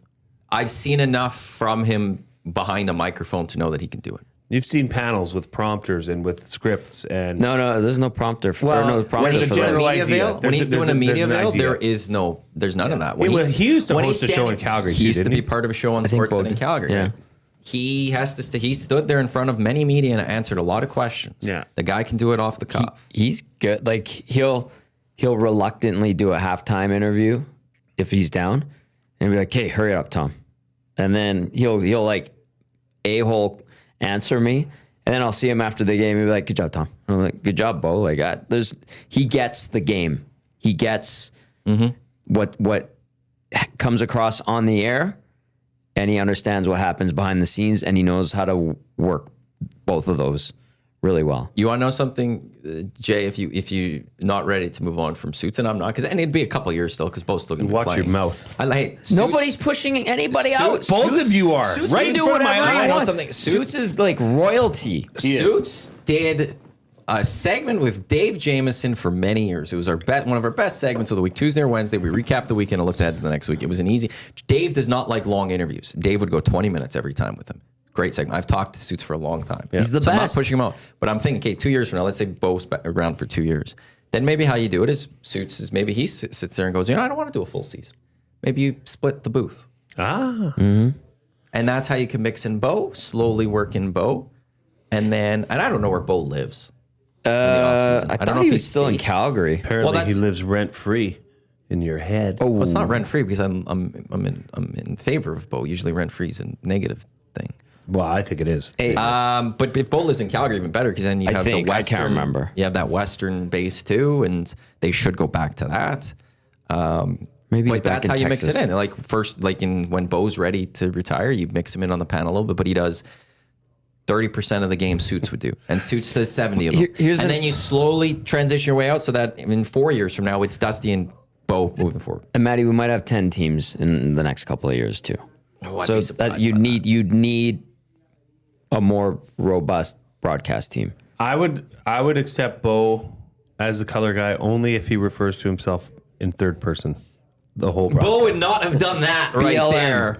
Oh, you know, BLM doesn't make Cody that pass. Fajardo with that pass to the middle. Well, Bo would have done it a little better and hit him a little bit more in stride. Now, here's what Bo but thinks. Cody would have done it. That would be so Bo Levi Mitchell. It's to just refer to himself third person the whole time. Yeah, Bo's got his Grey Cup rings. How many does Trey Ford have? You know, He's a very big fan of himself. Bo Levi. and I'm okay with that. I'm okay with some of those. Hey, people. I'm okay with- He's one of those guys that backed it up. Confidence is king. He backed it up too. Do you remember when he would do the karate celebration? Yeah. I was like, that's a bit much. Yeah, that's cheeseball. That was the peak of his Yeah. obnoxiousness, but I have Overalls? come to appreciate him. Yeah, Bow overalls. overalls. Collingwood Rob has a question for us. Can I lay it on us? Please. Texting in via the Paris Jewelers inbox 780-218-9999. Collingwood Rob asking, why do we give more runway to initially failed QBs from the NFL, Sam Darnold, Baker Mayfield, and not CFL QBs like Trey Ford?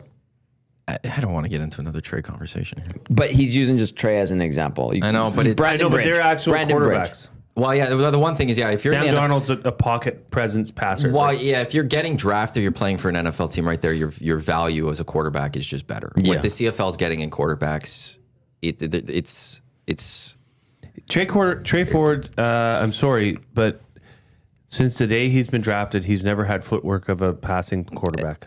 and there's a lot that we could go is into, but so important. Doesn't have it.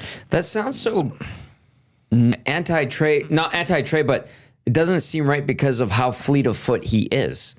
That's his weapon. But Yeah. if you look at as a passing quarterback, your power and your delivery comes from your setup, your footwork, Right, gotcha. and your timing. And it's almost like he just doesn't acknowledge it. But the flip side to this question, you go to other quarterbacks. Zach, though, did get a bunch of spots until he really hit it off with Winnipeg. He was great with Hamilton. They got hurt, and he bounced around. other quarterbacks have, like the Darnolds and all that. There have been that in the CFL. VA moved around a bit. Cody was, Toronto, then he went to Saskatchewan, now Montreal, now in Edmonton. Like, I don't know, there is that too here where quarterbacks do move around. Yeah. Some of them do take their time to blow up. Why did Brandon Bridge retire? Wasn't good enough. But that's the thing is like he got a bit of starting time. What was it in Saskatchewan? Yeah. Didn't work out, and he was relatively young, and he could have continued on and moved around like you said, like some guys have done. Anthony Calvillo is a great example of that. Trey Ford might be another good example of that. Time will tell. But that's a guy I looked at. I'm like, well, he was probably making good money as a Canadian backup quarterback, and then if he put the work in, maybe he got another opportunity. And he would become a starting quarterback for 5 to 10 years. Just don't like Canadians. Bronco That Nick is says true. nor is Sam Darnold. I think he's trying to say that Sam Darnold's not a good quarterback. He wasn't good with the Jets. He was all right with the Vikings. He's better than all right with the Vikings. He had a big year. That last year. defense carried that team. He had good And they got numbers. exposed. Oh, big and time. by the way, this year he's with the Seahawks, they're doing better than I would have ever he's expected. all he's done is led a receiver, Smith and Jigba, to a career year, setting the single season receiving record for the Seattle Seahawks through 11 games. That's pretty He's good. already taken over DK Metcalf. He's already taken over Largent. Who's it? Lockett. Like, in 11 games, he did that. So how can you actually honestly say that Sam Darnold is a bad quarterback? Like, you're setting a record. You're blowing it away. A franchise record. I understand JSM is a great receiver. Somebody's got to get him the ball. That's a bad take. I'm sorry, Bronco Nick. I love you. I understand you're feeling high because your boy Bo Nix is doing good things in Denver, but I don't agree with that take. And we don't like Dragon Slayer 69 either. Who's that? Do you not remember who was it? Was it the tight end for the Broncos came out and defended Bo Nix and said, I don't care what Dragon Slayer 69 in his mom basement has to say about our quarterback. It was a great line. It was just a shot at keyboard warriors. That's all. that were dogging Bo Nix. I'm not fully in on Sam Darnold. I'm not I didn't saying he's say- bad quarterback. hey, I'm not. But I I'm didn't not say I'm fully in, yeah. but I'm just saying to say he's a bad quarterback. He's An is not. adequate NFL quarterback, I think he's You above can win adequate. games with yeah, him. you can win quarterbacks. right? Oh, he was replying to Collingwood Rob. Sorry, Bronco Nick. Oh, okay. I hope you don't hate me now. He does. I still I'll love speak you. for him. Bronco Nick Nick's a great hates dude. you He today. hates me now. What was I saying? Oh, yeah. Well, like what we're talking about with Collingwood Rob, look at PJ Walker. Oh, yeah. He moved around the NFL forever, got shot after shot after, came up to the Stamps. Thought he was going to looked be a guy. Awful. Oh, boy. I need to see one more year of him. But mean, if he's anything, if he's he has to be like 100% better. He's only 50% better. He's still awful in this game. This is hilarious. Can I say something? No, Yeah. you can't. This is a What are we hangout. talking? And you're not allowed to speak What are we at all. talking? What are we talking about right now? We're Quarterbacks. talking about quarterbacks, CFL, and this is what I love about our listeners. Okay, because it's a very broad reach. There's always the Oilers guys, right? Sure. They're always there fighting Sioux hockey. In my opinion, goalie is not the problem. It's the defense. Unless it's Bennington coming back, I don't want no part of a goalie Jari trade. Rather, convince Nurse, Boo, and Wallman to start playing better defense. Who sent that in? Fighting Sioux hockey. Fighting Sioux hockey. You just pulled a Zach to come where you basically had a conversation with yourself.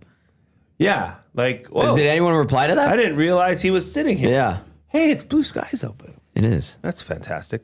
Smitty the Welder, if Darnold is so good, why can't he stick with one team? Well, he stunk in New York. He was bad. He Who saw was ghosts. good? Nobody's Now- good in New That's York. exactly. The Jets won. Okay, you leave the Jets, and then he went. He went to Minnesota. He was right to Minnesota. Okay, Monster and guess year. what? They drafted number 1 overall, J.J. McCarthy. Yeah. and that may not. That's look the guy well. they're going to stick with instead. And Darnold was in a contract year. They're not going to pay him big bucks with J.J. McCarthy coming back, so they got rid of him to the He was a Seahawks. stopgap. The Seahawks needed a quarterback because they didn't have one after Geno Smith left. He's not having issues sticking with one. I will say the Jets. Yeah, he sucked. They've had He like was 15 young. starters in the He last was a 5 young years. quarterback. Sam Darnold has now proven with Minnesota and now what he's doing with Seattle that he's not, I guess a trade him away kind of quarterback. I don't think that's a good take either. Man, be better, people. Now I would. Oh, we're feisty today. We are feisty. Smitty the Welder, he's a. What fan is he of? I know he's a Stamps fan, Complaining? isn't he? I think he's a complainer. Well, I told Smitty earlier in the reading week. him hug. They hug. That's how Yeah, they I get like through their life. Smitty had me for a bit. We met him and his wife. They were lovely. They came into the old studios. And I'm like, I like Smitty. But Smitty the Welder's lost me the last little while. He went to the Niners before the Vikings. That's right. Yeah. Well, and that is something to keep in mind. Sometimes it takes a little while for a quarterback to blossom. Look at Baker Mayfield. Right? Baker Mayfield was a first round pick, and he had struggles. Or is he Where did he Cleveland? go? He was Cleveland. He was Rams. Was he with the Panthers? Yep. Yes. Briefly. Time with the was. Panthers. Bucks. Are we missing a team? I feel like we're But missing he's a team in doing there. good things with Tampa Bay, or he has been. He's nicked up again, isn't he?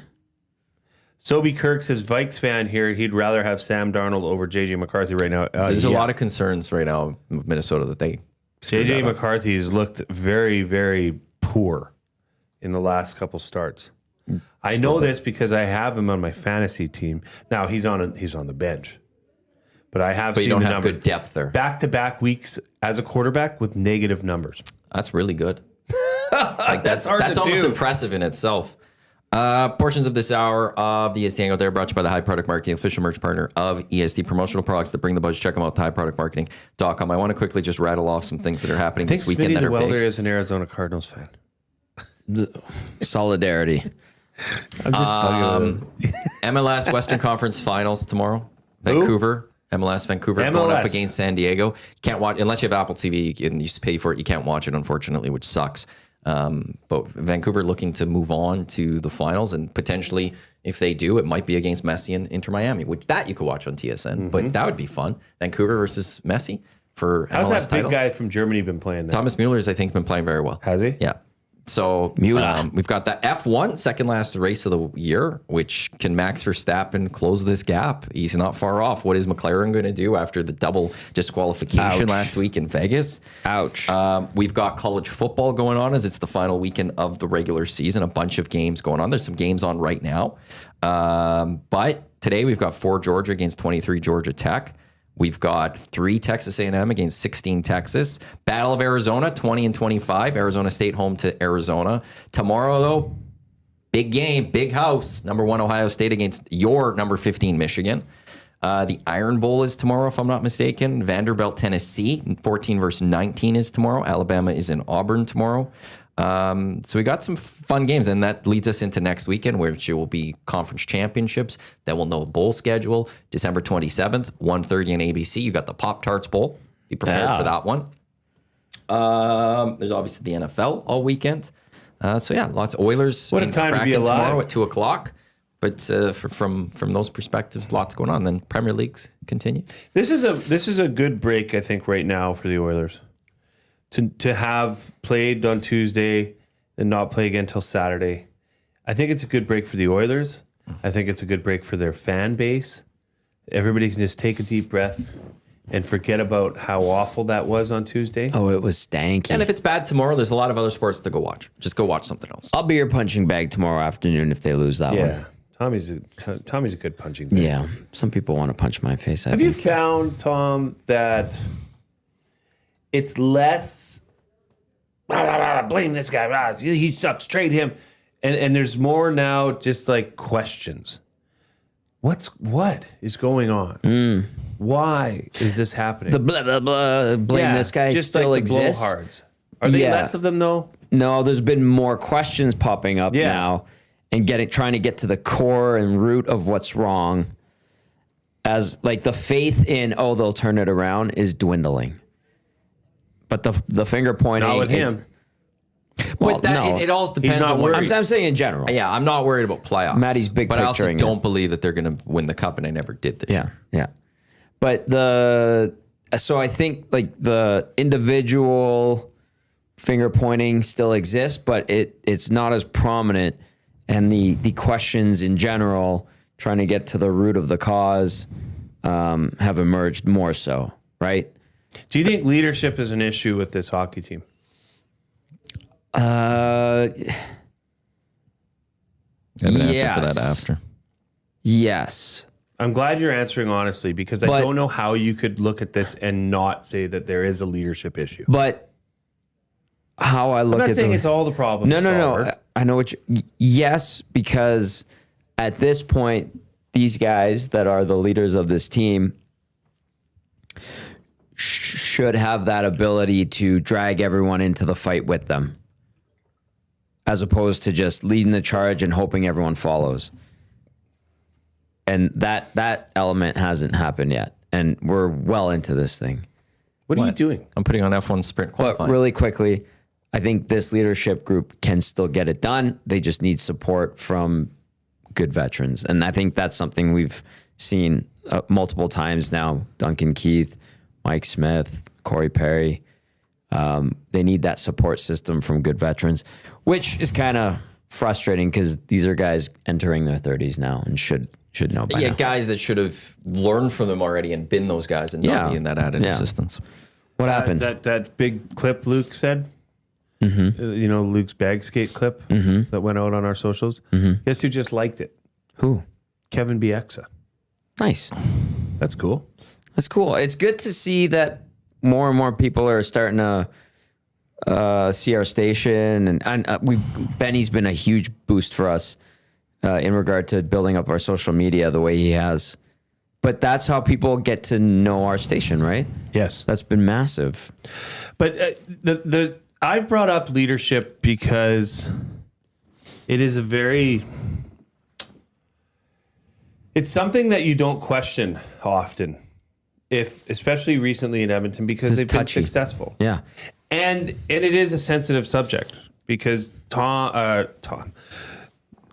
McDavid is looked upon like a god here. Well, if you criticize leadership, you're criticizing Connor McDavid and Leon Draisaitl. 100%. They are capable leaders. But it's hard for people to they're so good. And it's like, well, you're not talking about the hockey player. Hockey's different than leadership. And leadership is what happens in the locker room after. Leadership's what happened on a plane after a game.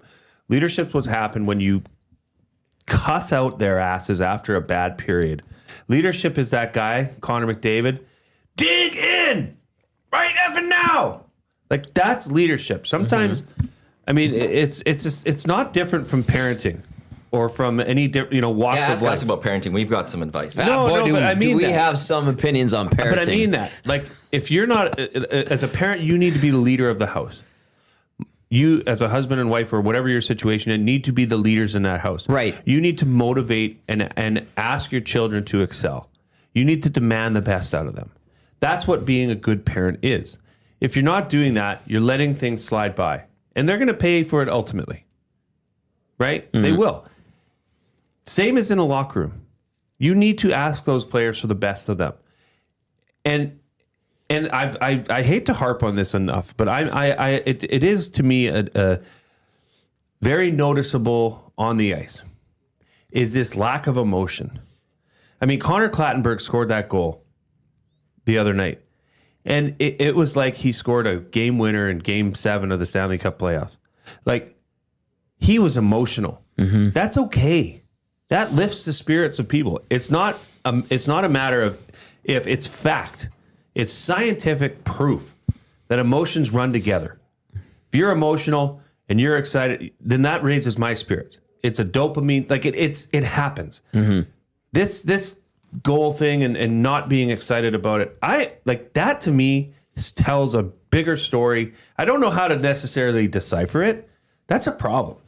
See, and I take a different view on that. If you get emotional for every game, you're going to drain yourself out mentally. Every game can't be as important as the next game or the last game. And this team knows that. We see in the playoffs, they don't just score goals and just skate to the bench. They are emotional. They're pumped up. And I think they know that they can't be that through 82 games of a regular season and then take that into the playoffs. And that they can't celebrate every goal. Like, it's a playoff Yeah, you can. goal. Yeah, No, you can. And I don't know how you can turn that off. Because I think that this is a team that has been there now to back-to-back cup finals and thinks that they can't. Well, then take it away from you for a From year. a tank. Yeah, take it away for a year. See how that feels. Take away that experience of just coasting and floating to the playoffs, and then see if that maybe strikes up the emotion in you. This is a team that I think that goes, I'm not going to give that energy in November. I'm going to do it in April because we'll be there. I don't understand how you can turn it off and turn it on. It was the same thing we said going into the playoffs. Like, can't flip it like a light switch. And we're like, yeah, you're probably right. But then they did. They did. Last year, the Gauger complained about them not celebrating goals last year throughout the regular season. They started celebrating when it mattered. They can. They know how to turn that switch on and off. Mm-hmm. That I'm one of those, I feel like within that room, they know it's too long. And if we celebrate every goal for every game, we are going to drain our tank quicker. And then when the playoffs come, we're not going to have it for that long stretch. And we know that because we did it the last 2 years. And the first year maybe ran out. Last year, I don't know what they would say for that one. But that's why I will defend them on that one. And I just feel like it's maybe they just think that you can't do it for an entire season. Well, maybe that's why they're professionals and I'm not at a sport. Okay, So because they have the broadcaster. Well, they have the ability to turn it off and on. I don't. F1 cars, sometimes they got to recharge. You see that red light flickering and the They're not car's electric. recharging. And no, there's still a recharge for the battery and stuff Yeah. like that. Like, Get out. They're not ask Gauger electric about it. cars, man. But so Power there's those source. laps that you know that they've got to recharge before they can attack again. Yeah. And the Oilers maybe are like, well, we're going to recharge through October, November, and maybe a little bit into December. But once that New Year flips, we're back and we're ready to go because we're charged up and we know, okay, January, February, March, April, May, June, we've got this. Sure. And you know what? For Oilers fans, I sincerely hope they turn it around. This too cool for school mentality does not float with me. You know that resonance you talked about earlier, Tom, with Killam and Fajardo? Yeah. That doesn't resonate with me. That's not how I live my life. So it's hard for me to see that and understand it. Now, that's just my opinion. And that's your opinion. Yeah. That's the beauty of what we're talking about. Everybody has their own opinion. To me, it sticks out like a red thumb. But that's sports nowadays. Like the NBA is now the top teams, the load management. You know, that's become a thing over the last numbers. I don't know if OKC does that a lot. I can't say that word on what we're on. Is this like the softening of society in sports? Potentially, or it's the other thing is maybe it's the learning of sports science and what the body can and can't do, and the fact that hockey in itself is faster than it ever has been. Sure it is. And it's more physical maybe to a degree than, it's with that speed that it's more taxing on a body than it ever has been. And in basketball, maybe the intensity, I don't know if the physicality is obviously not the same. It is super physical. But maybe you the watch those speed games. of the NBA is just faster, that the body's taking more punishment, and with sports science, we're learning and understanding more that where the game is today, you can't do the entire schedule anymore like that. And you know, that's a question. The guy that should be sitting there to answer that question is Jeff Krishel. Yeah. He can answer that one better than anyone else. There was a fad in the NHL, and I think it's kind of faded away because teams have figured it out a little bit when they would hire sleep doctors. Yeah, Canucks are the first one to do that. Yeah, and the Oilers had a consultant on that. A bunch of teams did it, and now you don't hear about that because, all right, they've kind of learnt from those specialists and incorporated into how they travel, how they practice, when they practice, what type of... It's often better to spend the night in a city, fly the next day, as opposed to fly and get into a hotel late. Correct. That was what one did. Yeah. And so there's the evolution and adapting. And then, Jay, just to finish up your question, I think it's fair to question the leadership, but I think those guys are capable of rising to championship caliber. Obviously, we've seen it very closely, but I think it's also become abundantly clear that they need the right support guys, leadership-wise, and that seems to be solid veterans who've done it before. And that's fine. Like I didn't follow the Panthers really closely through last season. I don't know how their season went last year. It was okay. But I also don't know, okay. were they a team that were celebrating big goals throughout November and December? Like so that's where it's like we say with the Oilers, well, we don't want this, but I don't know what other championship clubs have done over the last number of years, whether they're doing that or not. Not saying winning, like, because the Golden Knights at times have been a team that they just win, but are they celebrating as much as they did when they won the Cup throughout the whole season? Like, that's the stuff I don't actually know because I didn't follow those ones. I'm just guessing what I would think what the Oilers might say about that. The biggest issue in Edmonton right now concerning the Oilers would be what? Goaltending? Defense. You think defense? Defense. I'm sorry. Yeah. I mean, the goalies haven't been good. I will not protect them or anything like that, but the defense has been shitty. How do you fix that, Tom? Chicken and egg. How do you fix that? little bit. It is. You're right, Matt. It is a bit of a chicken and egg. If you have goaltending that makes some of those saves that you're kind of not expecting, maybe it gives the confidence to the defense. But at the same time, if your defense doesn't put the goalies in those bad spots, Defensive play. again, that's where. But if you could only make that one move, is it defense or goalie and stuff? And you can go get Binnington. You can go get Tristan Jarry. You can go get Devin Levi. You can go get UC Saros. Whoever Oiler fans want at the moment, go get him. Put that guy in net with this team and the way Grant it's structured. Fuhr in his prime to this team, it wouldn't matter. They're getting their asses kicked the same way that they are right now. Maybe they get 1 or 2 saves extra, Maybe. which maybe gives the a boost to the defense that they need, and that gets them playing better. Like that's the chicken and egg but they argument. barely that I'll go score. with. That's the other thing too. This team barely scores goals, guys. We're talking about them. What's the goal diff? It's awful with this team this year. It was minus 18 the They other day. hardly score over 3 goals in a 9-1 game. and 8-3 and a 5-1 this one. I know, but it is what it is. It is what it is. But they It's don't a good score indicator either. of So team. there's so many. There's a lot of holes in this team's game. But to me, it's the defensive play. Yes, it includes the blue liners. It also includes the goaltenders, obviously. But the 5-man unit, Brucko Nick said in a screen grab of, there's your leader doing nothing at the blue line from the Bastion goal. Yeah, but it's just See, like but they when I suck say that defensively. leadership piece, I think a lot of people question that, and they're not afraid to now because you're right. It used to be, how can you question? You can't touch it. You can't say King anything Connor. negative. But Connor's Connor, but nothing yeah. but good. Well, okay, And there's I still some that will understand. say On the that. ice, he's magical. He does impressive things. I'm not that the leadership side of things is a totally different skill set. Mm-hmm. It really is, and maybe that needs to be developed a bit more. Well, he's a super intense dude. Well, yeah, I'll say that. he's been the best player on the ice Yeah. since he was 4 years old. He's laser focused. There is different, trains of thought running through his mind than yours and I. We understand that. Yeah. But back to goaltending. Has there ever been a year in the NHL that the save percentage average throughout the league was sub 900? Maybe if I had to guess, the 80s. Oh, Wouldn't it- easily. You think? Was it? Well, there's high scoring. Goaltending equipment was much smaller, and there was no real full trading of goaltenders. I've got data from the 05 on. So the last 20 years, it has not dipped below 900. Right, but last year 80s it was different. was 900. This year it's 897 currently. Is this?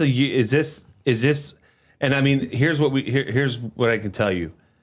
2014, 915, 915, 913, 912, 910, 910, 908, 907, 904, 903, 900. Is goaltending getting worse or are players getting better? Is equipment helping with this as well? Okay, the equipment thing. Oh, like equipment for players? Well, goalies has, at least Restrictions. since 2000s, it has shrunk, like Jocelyn Thibault type days, Oh, yeah, Garth Snow.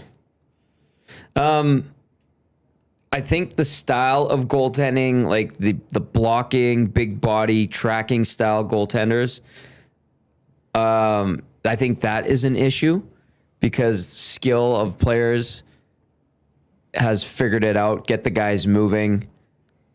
And I think there's less emphasis on agile, reflex, anticipation type goalies. And I think now we're seeing the shift where the players have adapted to these blocking style tracking goalies, and they've got the leg up, and it's now up to the goaltending brotherhood or whatever you want to call it, guild, to adapt. And I think we're probably going to see more Dustin Wolf types. But if you can find a guy who's not only anticipation, reflex oriented, but has blocking ability with the sheer size, a 6'2", 6'3" guy instead of a 6'7" guy who can kind of do a hybrid of both, I think we're going to start to see that type of goalie emerge in the next 5 to 10 years. I also wonder if part of this is we're now getting to the point where there's skill 1 through 4 in lines. And back in the day, like line 4 was your Georges Laraque, Georges Perros of the world, and they weren't Chopping it scoring up. goals. They're not scoring goals. You know, if they got you a goal, you're like, oh my God, what a goal from here. And now the game has changed where we've gotten rid of those bigger bodies that from an offensive perspective couldn't produce at that higher level. Eliminated. I don't like Luke Gazdic, but like that player isn't around as much these days. Now, like you expect the journeyman. You're expecting 1 through 4 that anyone could go score you goals. That nowadays there's just more skill on the ice. The game's more open because those guys aren't out there shrinking the ice, you know, physically beating you up type thing. And that has created opportunities for more goals. Just the goalies are now going up against 12 offensively skilled guys more so than there was 10 years ago, 20 years ago, all of that. I wonder if that plays into this. It's 1-0 home, by the way, in the third end. Also, this weekend, Olympic trial finals. So that's Homan versus the local Team Black. She's from Nova Scotia. Nova Scotia. Best of 3. Your ref points earlier in the show have brought up a few texts, if I may. Oh, you may. Do you need to unload a liner? No, well, we play Alberta. We were not going to get to over under. We built a parlay instead today. Hell yeah, we did. EST specials on Play Alberta, playalberta.ca. Eagles minus 2.5. Dallas Goddard 3+ receptions. Game over 40 or more points. Jalen Hurts anytime touchdown plus 315 EST specials. I think the hardest thing to get on that is going to be the Hurts touchdown. I agree. I hope we get it early. First drive. Punch it in. That'd be nice to get done. Punch it in. Get that one out of the way. Then I think we're into business. Yeah. If you could have like a 21-14 game at halftime. Oh, we're cruising at that point. It'd be nice to have this done by half. Yeah. Matt, jolly good way. Let's do it. We'll get it. We'll get it done. No sweater. We'll get it done. Where solidarity. I want it done by the Reed Wilkins show. All you're worried about is the Eagles finishing that 3-point. That's it. That's it. If you could have the Goddard 3 catches to the first half, Jalen Hurts touchdown, boom, and you're over 40 after the first half, boom, life's good. Life will be good. Light up that offense. Dr. John texting in Paris Jewelers inbox 780-218-9999 in regard to officials that we were talking about, you brought up earlier. Dr. John says, whoa, Jay, assessors do so much. I've been screamed at senselessly after games for mistakes. It affects our assignments. They can't say anything to the on-field officials until post-game debrief. I've referred university and pro soccer. Home calls are not a thing. Refs have no interest in who wins, and good assessors move all over the field to get different viewpoints throughout the entire game. There was another text in regard to... Disagree. Okay, let me get to... You have your opinion, I have mine. I've seen it happen. There are homer calls. Not in Edmonton, though. He must ref in Edmonton. They don't know about homer calls. They don't do it. Assuming that they're too professional. Sure. And assessors, if you have a good assessor, that's good for you. This text comes in from someone who's generally pessimistic and rude towards us. I'm just going to say, my God, Jay Milne and Tom Gazzola complaining about officiating like clockwork. And it wasn't Tom. That was me that started it. Because I went off on Vanier Cup refs. Well, I've ripped refs. I generally don't like them. The good people off the ice, off the field. They try their on the best. field. Yeah, exactly. On the field, the enemies. I wrote back, sounds like something a ref would say. The assessor was kind of more or less like I dealt with when I was for 2 years the vice president of the Wildcats. And you deal with officials. You have to send in notes from games and send film of how bad their officials were. Yes, they grade the officials. My problem is I don't know that they sit down. Like this is a time and effort thing. Like those officials that are officiating Prairie Football Conference games, they're not trained well enough. They're not. That's just a fact. But, I don't have time to go and start reffing. So I guess I'm part of the problem because, if you want to have better officiating, go do it yourself and see how hard it is. It's hard. I'm not saying that. I just think that there's, coming up, right? If you want, I guess if you're passionate about a sport or your kid is passionate, have them ref as well. Like even in minor football, like you can ref after the age of 12. Start doing it if you want. That's how you get good. I also have an issue with people that are refereeing that have not played the sport. I have a very big issue with that. I don't think you know the inner workings. How can you? Yeah. You don't. Unless you're really, really talented and have done your work and have put in the research and have put in the film work, I would prefer to see referees that have at least been involved in the game. That's why minor hockey. Well, when you're not doing that, or go ref spring hockey. It'll give you a better appreciation of the game as well. True. I just feel bad for those young refs because they're going to get abused. I hate that part. That part just concerns me with all that. You have some of those parents that are just a-holes. See, and there needs to be some sort of extra, like, if you ever caught ripping on a ref in minor hockey, they should be thrown out. I agree with that. Did you see that guy in Seattle that went on the ice? He was a dad, and he went and he slammed like a 14-year-old kid into the glass, and the kid was a ref. Not right. That's why people don't also want to be refs. I think where it starts, like, why do I want to endure that abuse? You need to start fixing that. Then maybe we get better refs, and then maybe they go higher up. The NHL Pro Hockey is putting an emphasis on former players, pro ones that played maybe ECHL, AHL, WHL. They're actually trying to encourage and bring in former players that have played at a high level, elite level, to ref because of exactly what you just said. They know the game. Yeah, it helps. Mm-hmm. It helps. They're a lot. fast tracking these guys too. Oh, they should. And girls. And like, if you're listening and you played football and you played even high school football, go to the Edmonton Football Officials Association and say, they will fast track you. And please do so, because the people that are reffing at a higher level in Edmonton are there because there's nobody else. Mm-hmm. I'm sorry, but it's the truth. And oftentimes they're not good enough. The head officials there are referees that have been reffing since I played. Mm-hmm. That's good.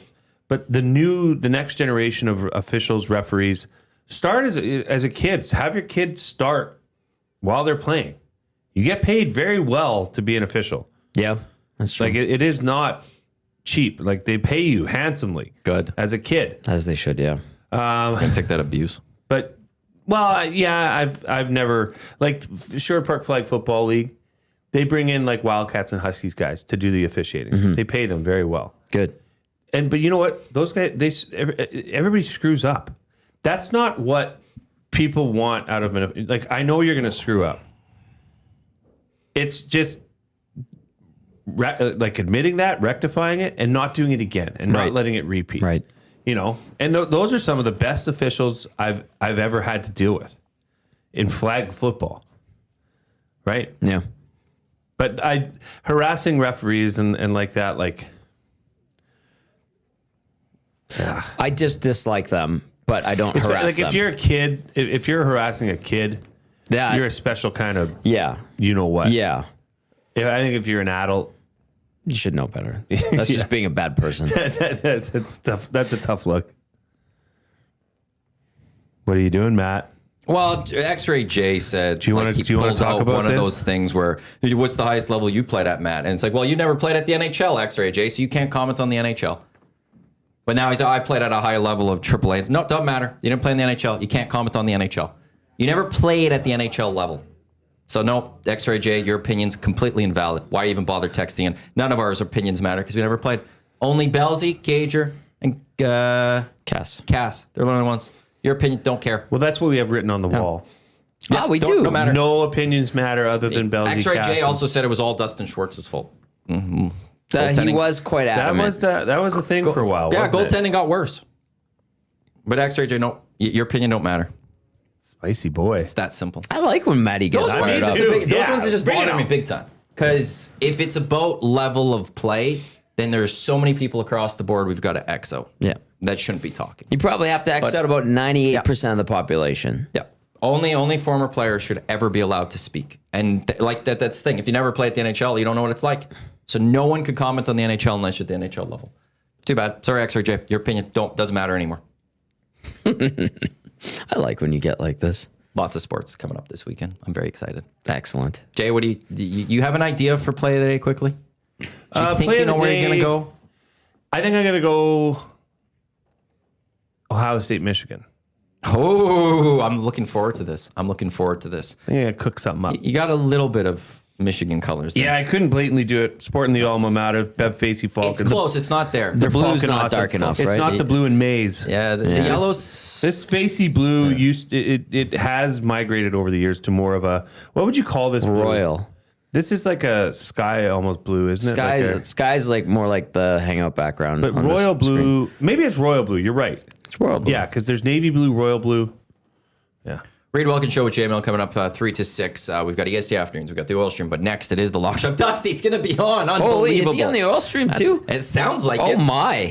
That's all to come here on Edmonton Sports Talk. Your clear choice for Edmonton Sports, presented by Play Alberta. This was the EST Hangout presented by Sentinel Storage, Canada Storage experts for convenient locations nearest you. Check them out, sentinel.ca, for all your storage needs. On behalf of Tommy, Jay, I'm Matt. Thanks for tuning in to the Hangout. Lock Shop in a few minutes. Don't go anywhere. Let's go. There you go, right in front of the camera. First-time guest, long-time listener, fan of the original draft commissioner. Welcome to the EST Hangout presented by White Claw Hard Seltzer. The difference is clear. Matt Iwanyk, Tom Zola with here, joining us today.